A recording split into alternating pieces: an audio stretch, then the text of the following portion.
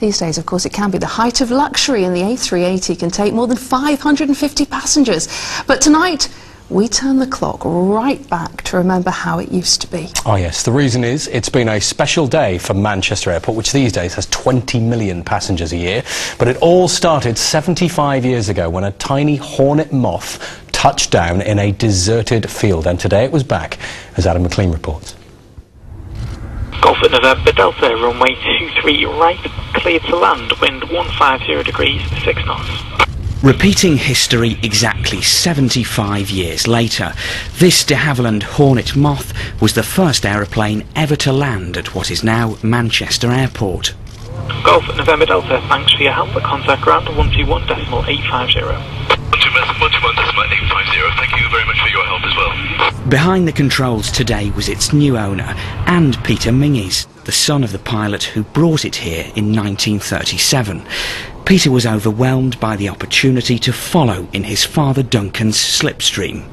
It's a very emotional experience, I can tell you, and very exciting because you don't often have the opportunity in flying an aircraft that's almost 80 years old. My father lived in Wilmslow at the time, and he'd been watching the grass strip that had been sown for the future Manchester Airport, and he thought that was a convenient place to make a precautionary landing.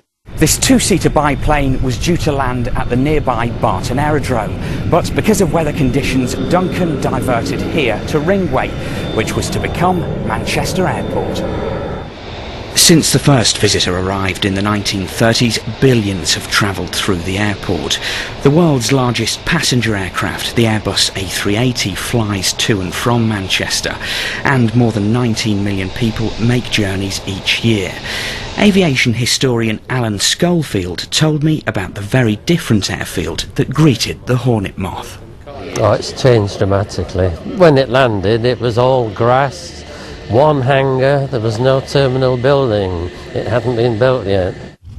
At nearly 80 years old, the Hornet moth continues to take to the skies of the 21st century, leading the way where many more followed. Adam McLean, Granada Reports, Manchester Airport. Not sure I'd want to travel in one No, of those. plain made of cotton. No, thank you. Let's get the latest weather.